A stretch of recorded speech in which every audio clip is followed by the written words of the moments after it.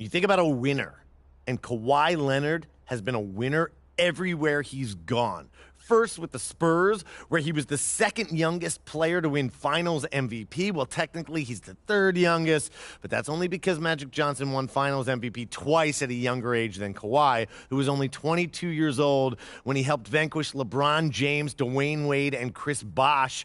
Pretty impressive, isn't it?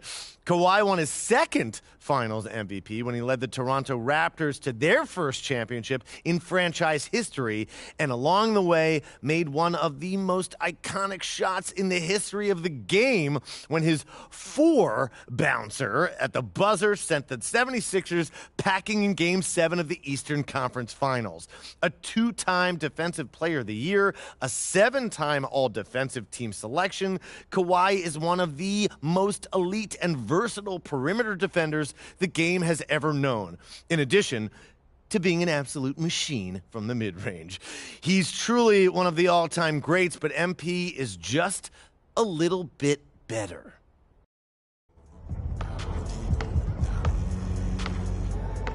When you think of Isaiah Thomas, you think of the bad boy Pistons, and when you think of the bad boy Pistons, you think about how they were the biggest obstacle to Michael Jordan winning a ring, preventing him from doing so in back-to-back Eastern Conference Finals on their way to back-to-back championships. Now, those were great Pistons teams, top to bottom, but Isaiah Thomas was the engine. And Michael Jordan, who I consider to be the greatest player of all time, called Isaiah Thomas the second greatest point guard to ever live, right behind Magic Johnson. Now, by the numbers, IT was a 12-time All-Star, a 5-time All-NBA selection, and at the time of his retirement, he had the third most assists in NBA history and fifth most steals. He was also one of three players to record more than 1,000 assists in a single season, and his 13.86 assists per game in 1985 was the third most ever, trailing only John Stockton, who beat that number twice. Now, just like Allen Iverson, Isaiah's game was bigger than his frame. And though he only measured 6 foot 1 inch, he is truly one of the NBA's towering figures. So congrats, MP. You just passed an amazing, amazing player.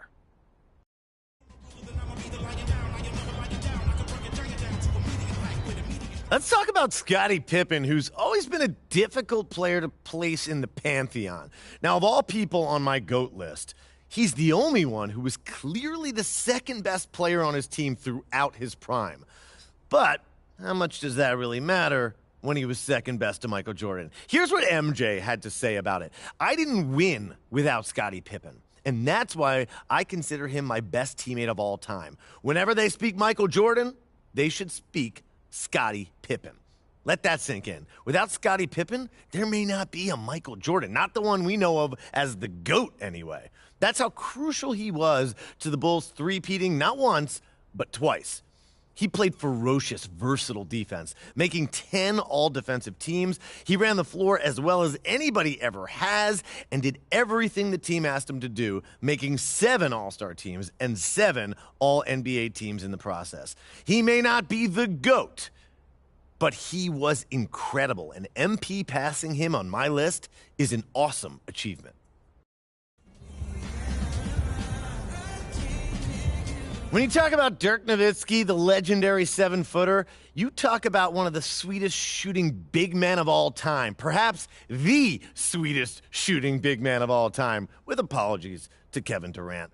This is a guy who was only the 5th player in league history to shoot 50% from the field, 40% from 3, and 90% from the charity stripe when he did it in 2007. The second tallest player on that list was Larry Bird, officially listed at 6'9".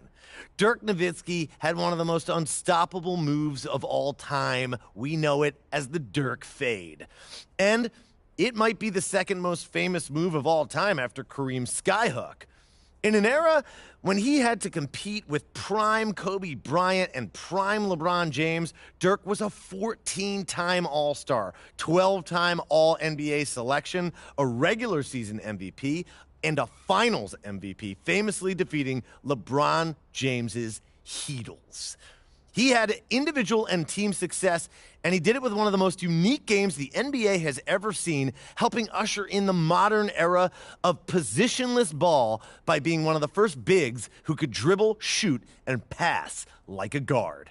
MP is a little better, but Dirk Nowitzki is a GOAT just the same.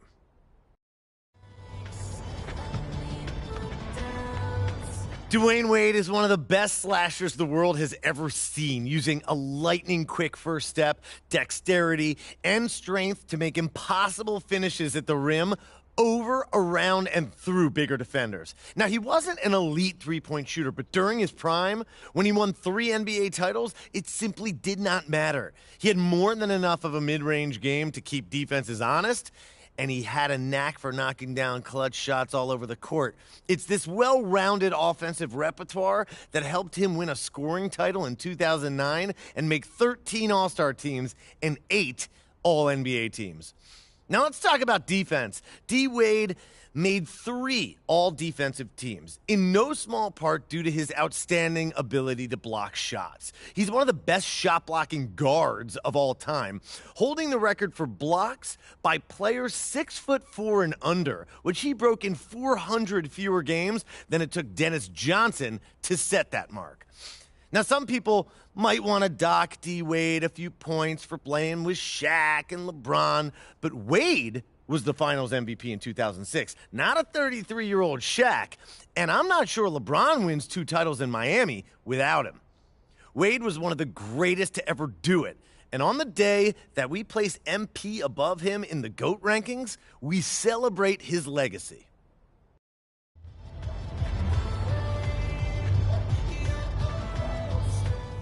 Some people say Karl Malone is the best power forward of all time. I wouldn't go that far, but I get the argument.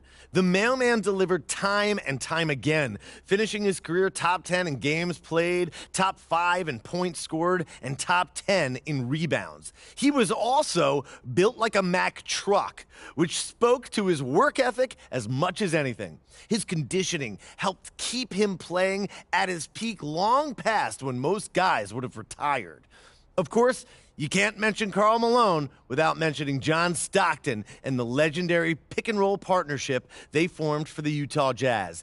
In what is perhaps the league's signature play, Malone was arguably the best roll man to ever do it.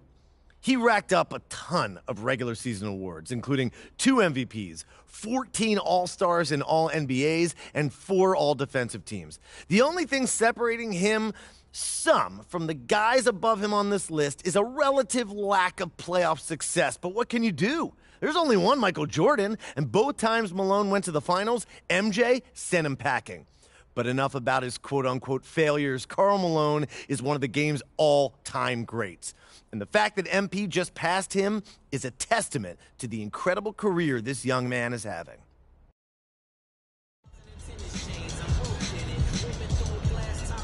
Dr. J is an icon.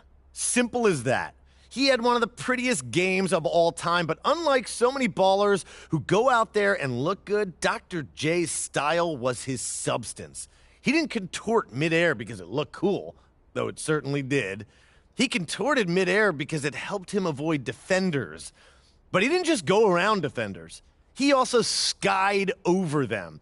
Dr. J not only popularized in-game dunking at the professional level, they literally invented the word posterized to describe what he did to unwitting defenders. So yes, he played the game with style. He played the game with athleticism, but he also won. He was a 2-time ABA champion and a 1-time NBA champion, never missing the playoffs once in his 16-year career. He was an all-star every year he was a pro, all-NBA 7 times during his 11 NBA seasons, and he won 4 MVPs, 3 with the ABA and 1 with the NBA. Now, if you ask me, which you did by tuning in today, he represents everything great about the sport of basketball. And the fact that MP just passed him on this list does nothing to diminish that. All it means is there's one more supernova shining brightly in the cosmos.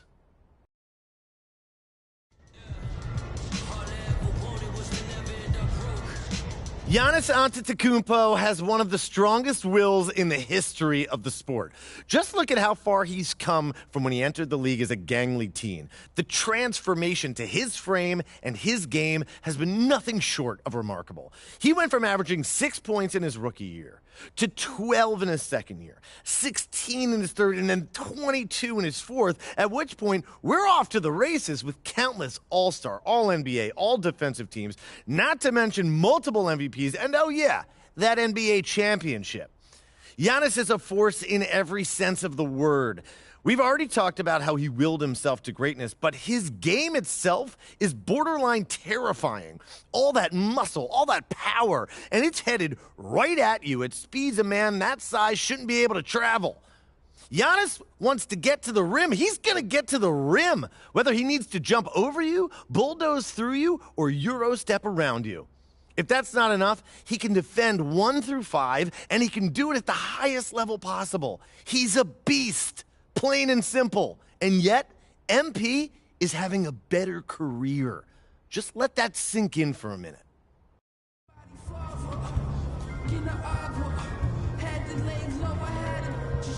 Nikola Jokic is one of the best, if not the best, passing big man of all time. He can run an offense better than any guard in the game today. He can shoot the three. He can rebound. He can basically do it all. And when you look at his stats, which granted only tell you part of the story, you see that loud and clear. This man has averaged a triple-double over an entire season, and he came pretty close to doing that again on multiple occasions. He's a back-to-back MVP, and if it wasn't for Joel Embiid, he would have been the first player to win 3 in a row since Larry Bird. The dude's a beast in every sense of the word, and we know he is an absolute monster in the playoffs. And yet, MP has been better. If you want to pick Jokic over MP, I guess I can see it. He's outstanding. But this is my list, and if you ask me who I'd rather start a franchise with, I'm picking MP.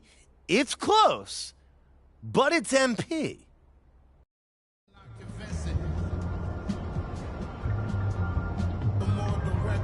Moses Malone is one of the most underrated players of all time, and I can prove it to you with one simple stat. He's one of only 8 NBA players to win 3 or more MVPs. The only other guys to reach those heights are Larry, Magic, LeBron, Wilt, MJ, Russell, and Kareem, all Mount Rushmore candidates. But how often do you hear Moses mentioned with those guys?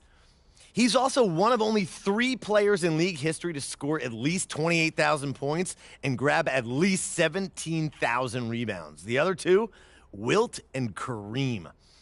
Moses was so dominant on the boards and on the offensive glass in particular that some people accused him of missing shots to pad his stats. Now, he didn't do that, of course. He was just more athletic and more tenacious than anyone else he went up against. Now, let's see. What else has he done? Oh, only the impossible. Winning a championship with Philly.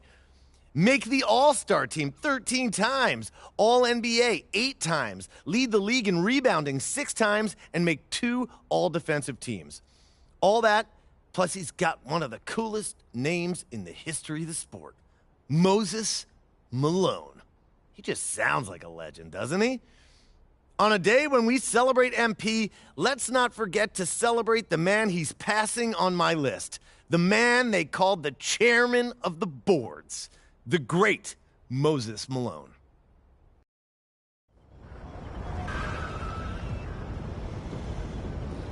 Jerry West, the great Los Angeles Laker, is literally the silhouette in the NBA logo, and for good reason. He finished his career averaging 27 points per game, the 4th highest average of any retired NBA player. He averaged 29.1 points per game in the playoffs, 3rd only behind Michael Jordan and Allen Iverson. Jerry West made so many big plays in big moments, they called him Mr. Clutch before they called him the logo anyway. And honestly, I'm not sure which nickname is cooler.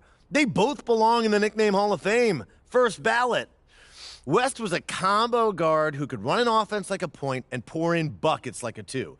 But he could also defend and made the all-defensive team the first year they handed out the award in 1969, every year until he retired in 1974. The one knock against him is he only won 1 championship, but it wasn't because he wasn't good enough. You see, Before MJ crushed people's hopes and dreams on a yearly basis, there was a guy out there named Bill Russell, who played in the same era as West and won 11 rings with the Celtics. Tough break for Mr. West. But you know what's really crazy? MP is having a better career. Think about that.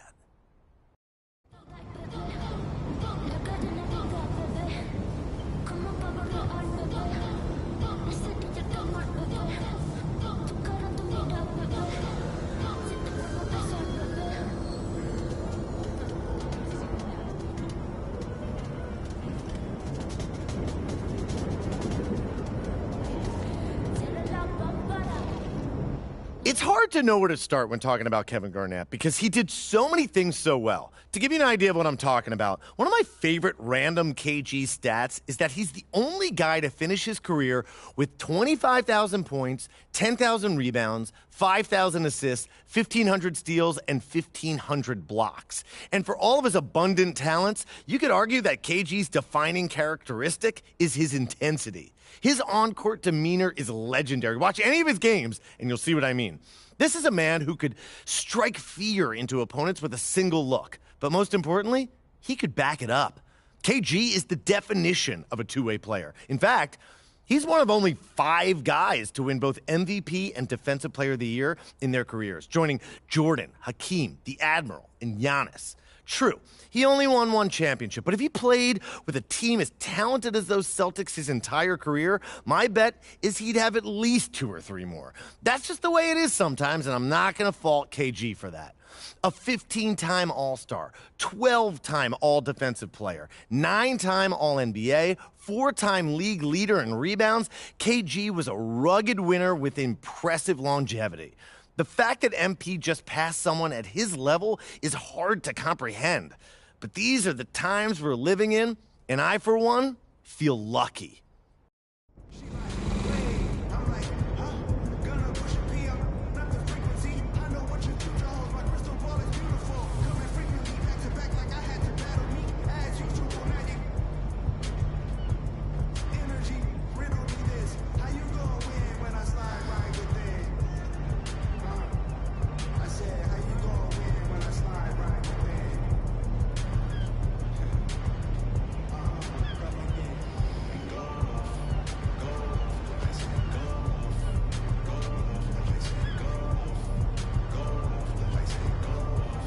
Kevin Durant is quite simply one of the most devastating offensive forces the game has ever seen. I don't care if he's 6'10" or 7 foot even, he's got enough height that when you combine it with his generational shooting ability, he's literally unguardable.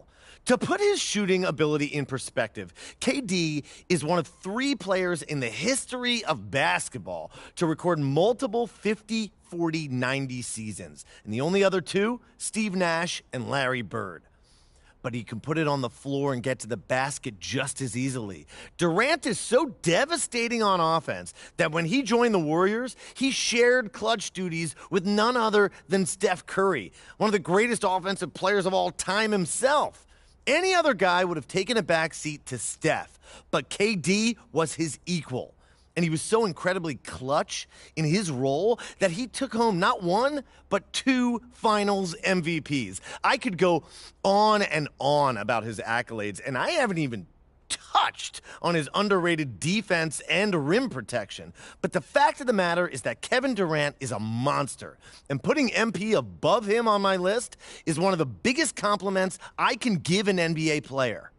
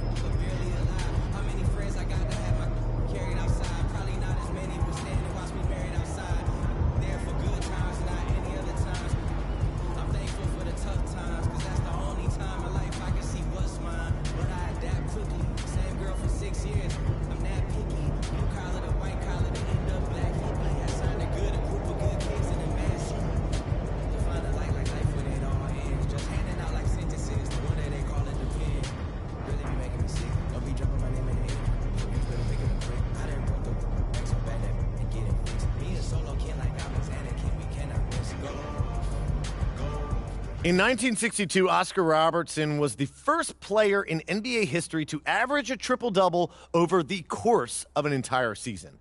It wasn't until 2017 that another player, Russell Westbrook, equaled that feat. That means between 1949 and 2017, only one man averaged a triple-double at basketball's highest level, and that man was Oscar Robertson.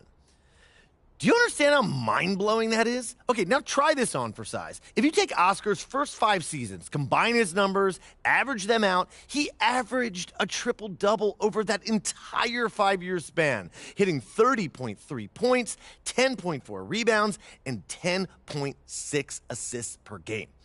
It's almost impossible for me to wrap my head around it. Yes, he won an MVP. Yes, he won a ring. All-Stars, All-NBAs, the whole thing. But I keep coming back to those numbers. This man was a force of nature. And when he retired, most people would tell you only Wilt was better.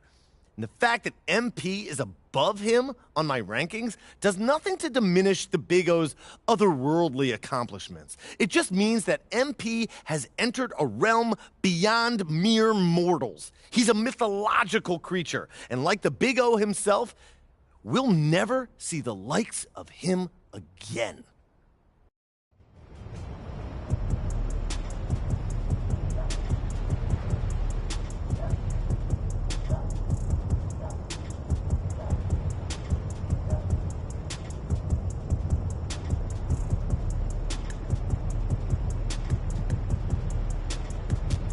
The first thing that comes to mind when I think about Hakeem is the Dream Shake. One of the most iconic moves in basketball history. Not only was it pretty, not only was it effective, but it got to the heart of who Hakeem was as a basketball player. In order to pull off the Dream Shake, you need exceptional footwork, agility, and decision-making skills. And Hakeem had all of that, in a large part due to his background in soccer. Now, that might seem like a throwaway fact, but it's actually a really big deal. Nowadays, it's common to hear of NBA players talking about ballet classes or practicing yoga, but that wasn't always the case. It was Hakeem Olajuwon taking skills from another sport and using them to become one of the greatest hoopers of all time that opened people's eyes to the effectiveness of cross-training at the NBA level. He was also a defensive juggernaut and was the all-time leader in block shots when he retired. Now, Wilt would have almost certainly had him beat if they kept track of blocks when he roamed the paint, but still, not too shabby. And on top of all that, he's a back-to-back champion, a finals MVP, in addition to a host of individual accolades like All-Stars and All-NBA selections. Hakeem the Dream Olajuwon was the real deal, and yet somehow, MP is just a little bit better. Incredible.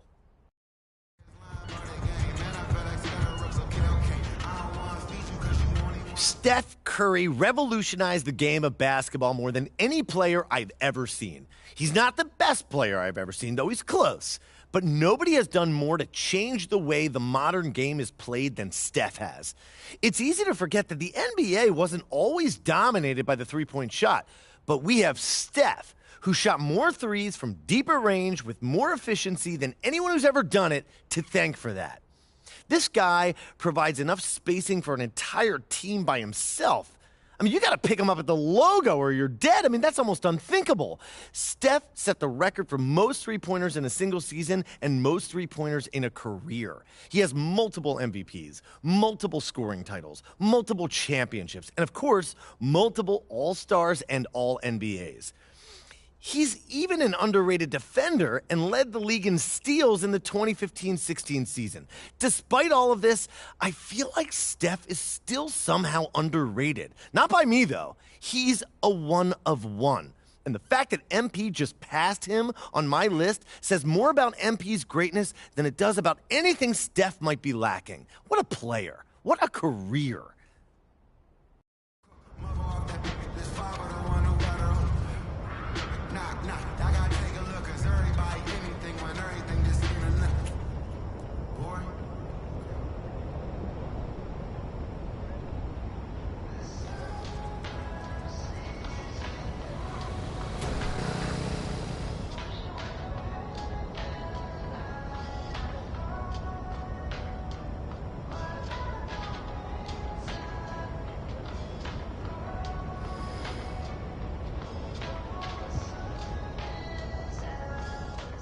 Some people call Tim Duncan the best power forward ever, and those people are right.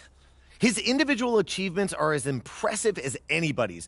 15 All-Star, All-NBA, and All-Defensive teams. A career double-double average with points and rebounds. Top 5 all-time in blocks. Top 10 all-time in rebounds. But basketball is a team game, and the goal is to win. Tim Duncan is one of the greatest winners the game has ever seen, taking home 5 championship trophies during his 19-year career and winning Finals MVP in 3 of them. Even more impressive is the fact that he won these championships between 1999 and 2014.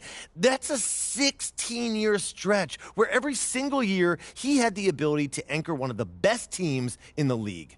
And how'd he do it?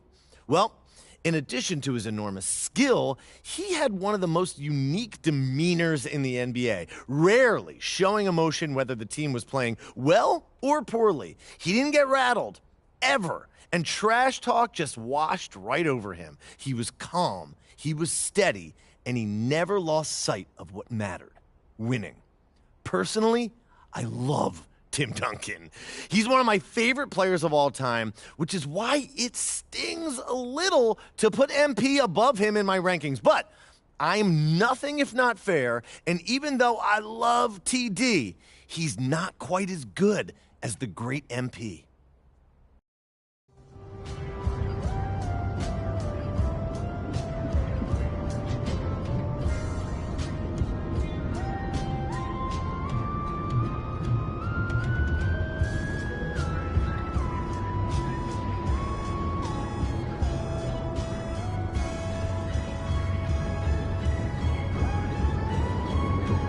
If you only watch his highlights, you might not understand Larry Bird's greatness. He wasn't the most athletic guy on the planet, he didn't have the flashiest moves, but he might have been the craftiest player to ever lace him up. He was always a step ahead of the competition, and he made the right play at the right time, game after game after game. Now, I don't want to sell him short, though. The man was unbelievably talented. First of all, he was a generational shooter and the first member of the 50-40-90 club, a feat he accomplished twice. He was also an unbelievable passer and routinely made something out of nothing with his ability to read the angles and thread the needle. But most importantly, he was a winner, in no small part because of his mental toughness and an unwavering belief in his own ability, famously telling opponents what he was going to do on the next possession and then doing it anyway. He was the last player to win 3 straight MVPs and the only one to do it besides Russell and Wilt. He won 3 championships, and if it weren't for various health issues, he might have won more. Bird was a legend through and through, and while he's not quite MP, he's clearly one of the greatest to ever do it.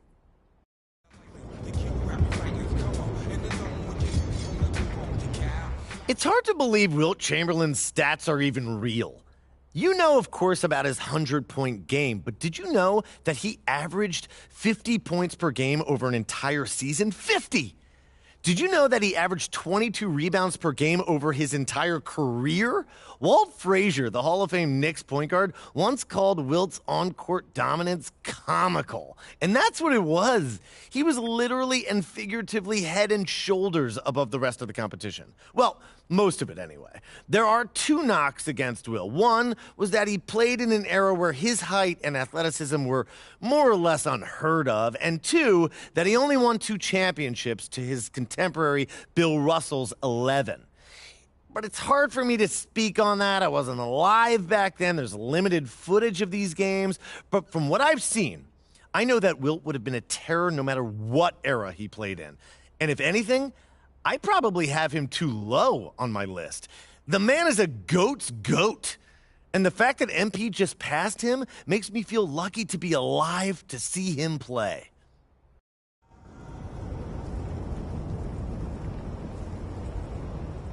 Magic Johnson is the greatest passer of all time, point blank. Just watch some of the tape if you don't believe me. Nobody was as fluid, accurate, stylish, or effective as Magic when it came to setting up his teammates. And the numbers are there to back it up. He has the highest career assists per game average of all time, 11.19. Stunningly, He averaged even more assists in the playoffs at 12.3 per game. Nobody else has even won NBA Finals where they averaged 12 assists, but Magic did it on 6 separate occasions. Are you kidding me?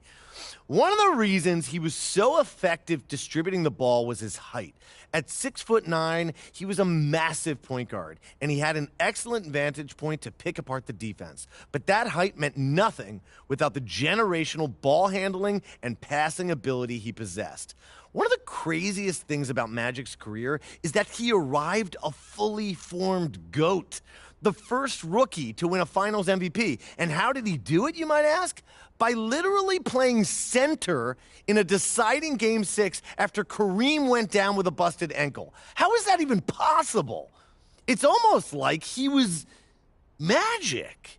I know, a corny joke, but it's true. I say this a lot when I get this high in the GOAT rankings, but Magic was truly one of a kind. He may not be MP, but MP is no Magic, which honestly means we as basketball fans all win.